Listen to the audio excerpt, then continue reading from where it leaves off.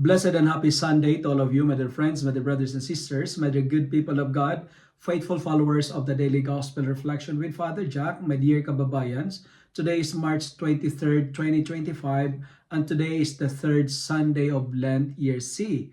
Our Gospel for today is from the beautiful and the wonderful account of the Gospel of Luke, chapter 13, verses 1 to 9. The invitation of today's Gospel is very clear. Repent and be fruitful. Why? Because we never know when we will meet a tragedy of our own. Repent and be fruitful because tragic events happened in a time we do not know.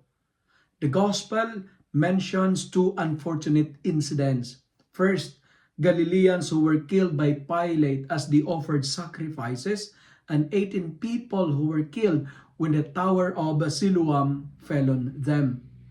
That's very tragic.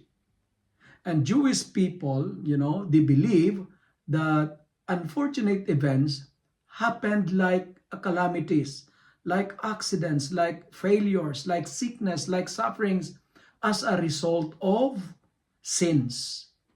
Meaning to say, we experience suffering because of our sins, because we are sinful, because we disobey God.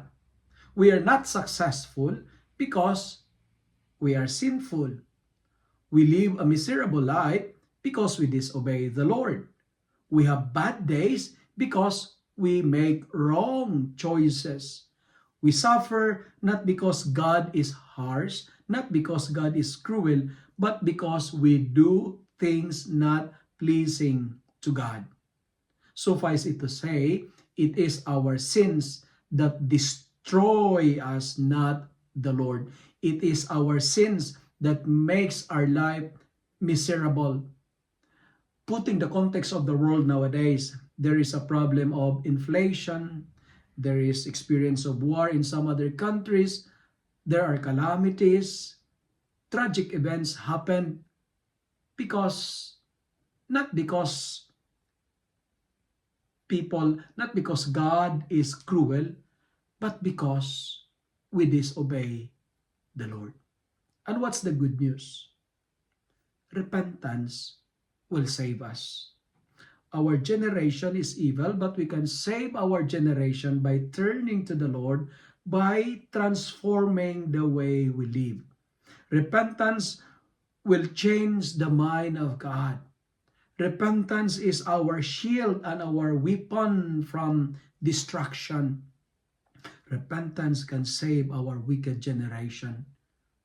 And what is repentance?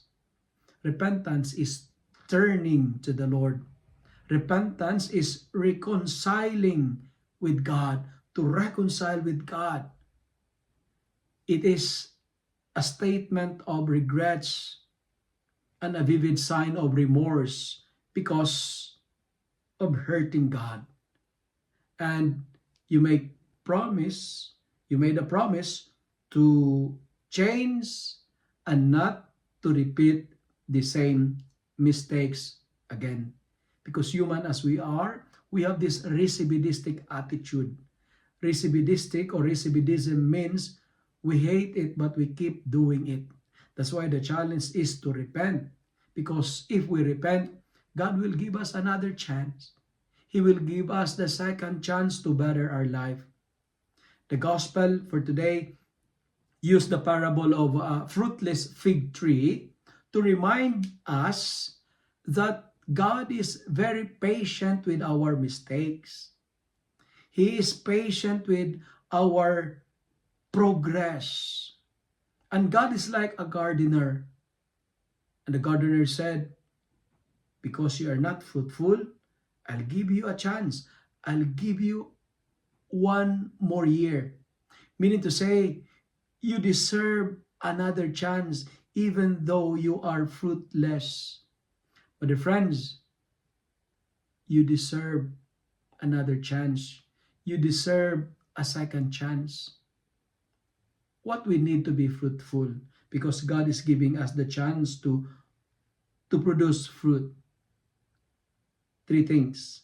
Number one, like in our first reading for today, we need to remove our dirty sandal. Anything that is dirty, stay away from it. Anything that makes our life dirty, remove it from us. God will not bless us if we are a prisoner of sin. Blessings will disappear if we love to entertain sins in our life. Never be addicted to sins. We are good. God created us good. That's why the challenge is to remove anything that is dirty in us. We need to purify our dirty minds. We need to purify our polluted hearts. We need to sanitize our dirty hands, and we need to cleanse our dirty mouths.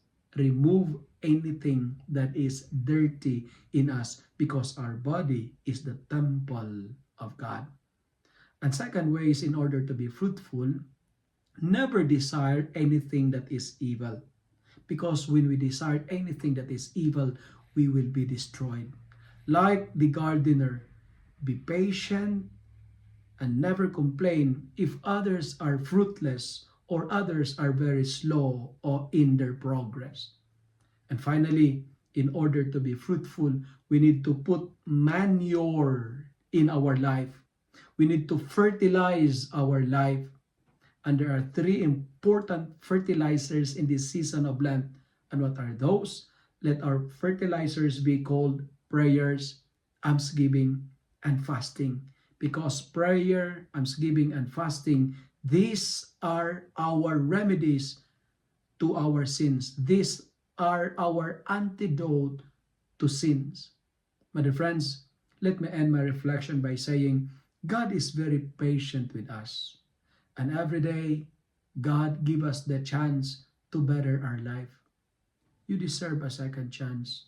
Let us make our life fruitful because God is merciful and compassionate. My dear friends, repent and be fruitful.